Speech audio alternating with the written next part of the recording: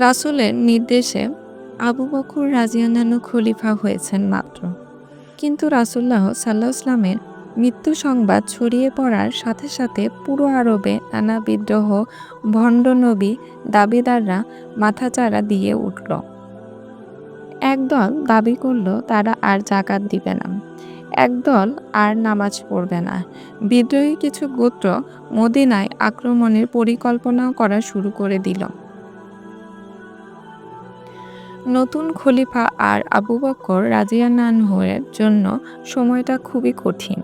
কিন্তু এদিকে রাসূলুল্লাহ সাল্লাল্লাহু আলাইহি ওয়াসাল্লামের ইন্তেকালের পূর্বে যে নির্দেশগুলো দিয়ে গিয়েছিলেন তার একটি ছিল ওসামা বিন যায়েদ রাদিয়াল্লাহু এর নেতৃত্বে রোমানদের বিপক্ষে জারদন ও বলাকায় একটি সেনাদল পাঠানো।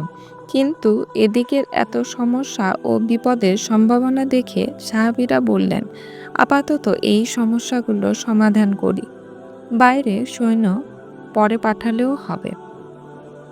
মদিনা, মক্কা আর তায়েফ ছাড়া বলতে গেলে আর কোনো জায়গায় নিয়ন্ত্রণ নেই। যে কোনো সময় হয়তো বিদ্রোহীরা শেষ করে দিবে ইসলামী রাষ্ট্রকে। কিন্তু রাসূলুল্লাহ সাল্লাল্লাহু আলাইহি ওয়াসাল্লামের সবচেয়ে কাছের সাথী আবু বকর উত্তর দিলেন, এই সৈন্য পাঠানোর পরে যদি কোনো জন্তু এসে আমাকে টুকরো টুকরো করে ফেলে তবুও রাসূলুল্লাহ যার নির্দেশ দিয়েছেন আমি তা থেকে বিরত হব না। তাই শুরু হলো মিশনের প্রস্তুতি। সৈন্যদলকে বিদায় দেবার পূর্বে খলিফা ১০টি নির্দেশ দিলেন ওসামা বিন যায়েদকে। ১ নাম্বার, কোনো কিছু আত্মসাতের নিকটেও যাবে না। ২ নাম্বার, মিথ্যা বলবে না। ৩ নাম্বার, বিশ্বাসভঙ্গ করবে না। ৪ নাম্বার, নারী, শিশু ও বৃদ্ধদের হত্যা করবে না। ৫ নাম্বার, ফলদায়ী গাছ কাটবে না।